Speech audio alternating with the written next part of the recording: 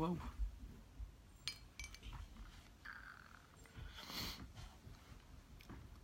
Oh, I'm freezing. I'm freezing.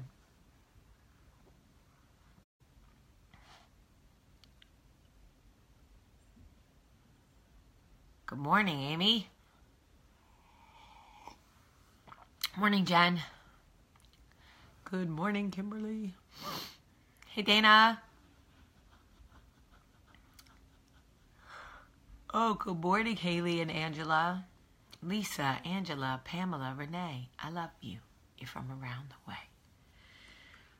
Good morning, everybody. Good morning, Crystal. Good morning, everybody. Good morning. Morning, Michael. Good morning, Kelly. Happy birthday to Riley this morning. I can't wait to see that little nugget. Good morning, everybody. Good morning, and welcome to Coffee Talk. First of all, it is Tuesday. I am so excited to tell you that our girls won the Shamrock whatever last night. I thought the game was going to give me a heart attack. The other team played a great game. They definitely thought they were coming to whoop our ass. I'm just saying, 100% that coach thought, oh, this is going to be easy. We're about to whoop St. Francis. Our girls played their hearts out. Let me tell you something that is interesting. You think you know happiness. You think you have experienced happiness until you are happy for your child. When you experience happiness for your child, it is unbelievable, the feeling. Honestly, my mom used to say it, and I used to be like, oh, Susan, you're so corny. Susan, who knew? You were right, Susan. All right. I need to talk to you about something serious. Okay? This is serious. When I got into my relationship, the one before Michael, the bad one, literally 3 weeks into the relationship, I knew I was in trouble. The night he threw keys at me because he was too drunk to drive, and I said, let me drive, I haven't been drinking. And he threw keys at me and they hit me in the face and cut my face. I knew I was in trouble. But I stayed in the relationship because I was afraid of what people would say if I exited stage right after only 2 months. After I had made such a big deal about what an amazing guy he was and why I needed to be with him, when everyone was like, I don't think you should be with him. I sold the world a bill of goods. I knew I was in trouble after only a few weeks, but I stayed because I was afraid of how it would look. How many times in our lives do we stay in jobs, in relationships, in friendships, in situations, in underwear that are not the right fit for us because we are so afraid of how it will look? We're afraid that if we leave a job after only a few months, that people will look at our resume and go, what, girl, you couldn't keep a job? Instead of using self-awareness and saying, this job isn't right for me. This won't make me happy. I can't bring value to this company. We feel like we have to stay in that job 1 year, 2 years, because what will it look like on our resume if we leave after only a few months? First of all, do you know how much respect I would have for somebody if I looked at their resume and said, I see you were only at such and such a company for 2 months, and they said, yeah. And I realized after 2 months that staying at that company would be a waste of my time and their resources. I didn't have anything to bring to that company. They didn't have anything to bring to me. This isn't 1985 where you're measured on your resume by how many years you stay at a job. Like, occasionally someone will go, oh, Clint Culpepper just left Screen Gems after 18 years or 28 years or something crazy. We'll never see a tenure at a studio like that again, ever. God bless Clint Culpepper. We'll never see that again, okay? People go to work, they sign 1-year contracts now. Back in the day, that was unheard of. If you went to a company with the intention of only staying for 1 year, you were like a big jerk. Now, they're lucky to get you to sign a 1-year contract. Use self-awareness to navigate what works for you in your life. Do not be afraid to walk into a room, situation, job, relationship, friendship, whatever, look around and go, check please. This is not right for me. The days of forcing food you can't stand down your throat are over. Okay? The days of staying in relationships.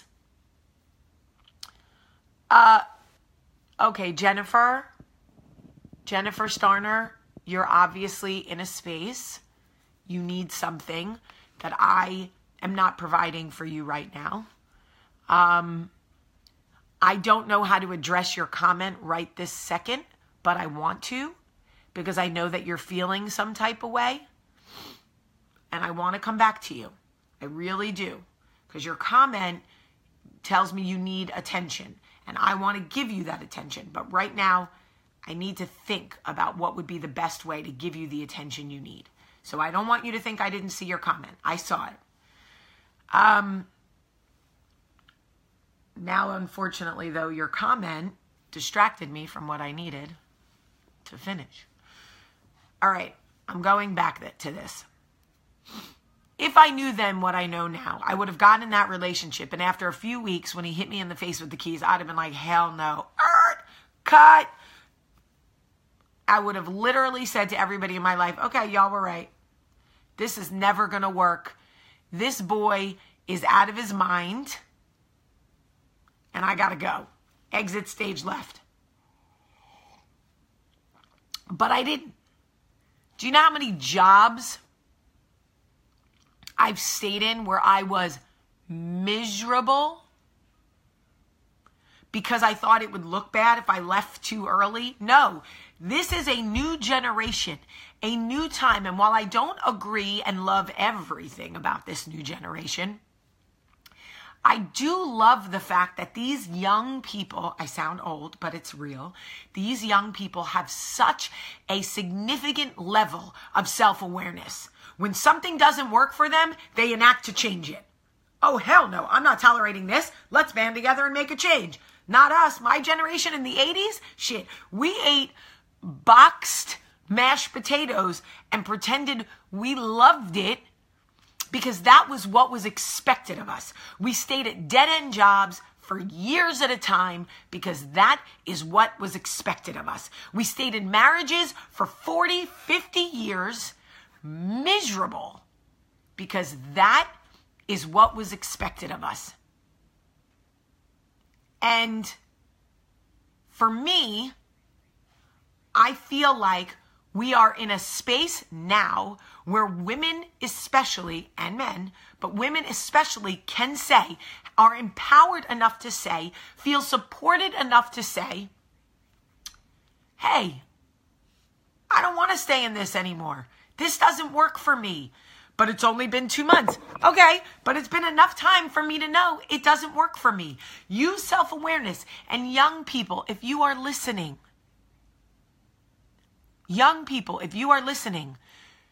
utilize that self-awareness. If you get into a situation that doesn't work for you, whether it's in love, whether it's in work, whether it's in friendship, I don't care what it is okay to say, you know what? I came into this with the best intentions, and I realized very quickly it is not going to be right for me. I can't bring anything to this situation, and you can't bring anything to me. So it's best if we part ways quickly so we don't waste time and resources. People will respect that. I am a business owner. Now I work for the man, but you know what I mean. I think that Will is the kind of guy where if I had come to him after 2 months and said, listen, I came into this situation with you with the best of intentions.